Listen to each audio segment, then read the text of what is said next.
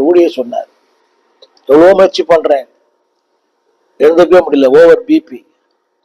ஒரு 2 குடம் தலையில தண்ணி ஊத்துனாதான் தலை மேல அந்த அந்த ஒரு விழுந்திருக்க முடிகிறது. எவ்வளவு பேர் ஒரு ஊழியர் பிரசங்கம் பண்ண வேண்டியவர் எழுந்திருக்கவே முடியவில்லை, படுத்த படுக்கை பிபியில.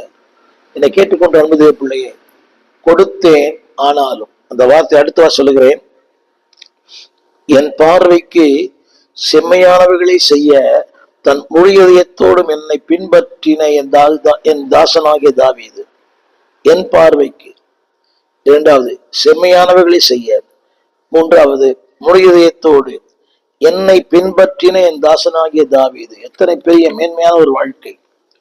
நான் கொடுக்கிற தலைப்பிடம் என்றால் அந்த அந்த நம்பகத்தன்மை. தேவன் நம்பினார். அந்த திரும்ப சொல்லுங்க, என் பார்வைக்கு செம்மையானவைகளை செய்த தன் முறைய இதயத்தோடு என்னை பின்பற்றின என் தாசன்.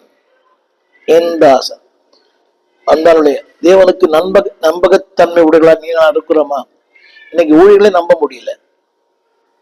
இந்த ஊழியத்துல நீண்ட ஒரு அனுபவம், பல ஊழியர்களோடு தொடர்பு, பல ஊழியர்களை உருவாக்கி இருக்கிறேன். நம்பகத்தன்மையே இல்லை. அன்றைக்கு என்னை உயர்த்தி பேசின ஊழியர்கள் ஏராளம், இன்றைக்கு என்னை மிதிக்கிற ஊழியர்கள் ஏராளம் பொதுவெளியிலே. வேதம் சொல்லுகிறது, என் தாசனாகிய தாவீதை போல நீ, அதாவது அதற்கு சொல்லப்பட்ட வார்த்தை, முழு இதயத்தோடும் என்னை பின்பற்றின என் தாசனாகிய தாவீது.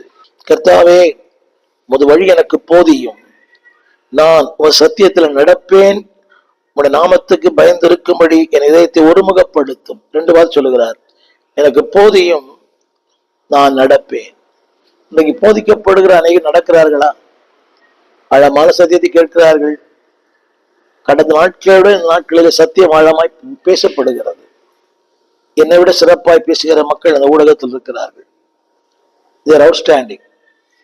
நல்லது, நான் அவளை பாராட்டி இருக்கிறேன் பலமுறை. வழி எனக்கு போதியும், என் போதிக்கிறார்.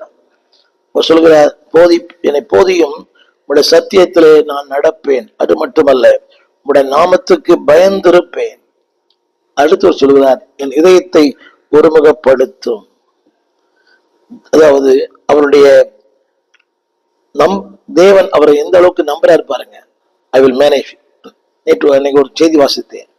ஏன் தேவன் நமக்கு ஜெபங்களுக்கு பதில் தரவில்லை என்றால், நமக்கு ஆசீர்வதிக்கவில்லை என்றால், அதை வச்சு மேனேஜ் பண்றது தகுதி இருக்குதா? அந்த 100 ஆத்துமாக்களை தாரு, அதை வச்சு மேனேஜ் பண்ண தகுதி இருக்குதா? அதை மேனேஜ் பண்றது திறமை இருக்குது. எனக்கு 1000 ஆத்துமாக்களை தாரும். Do you know how to manage?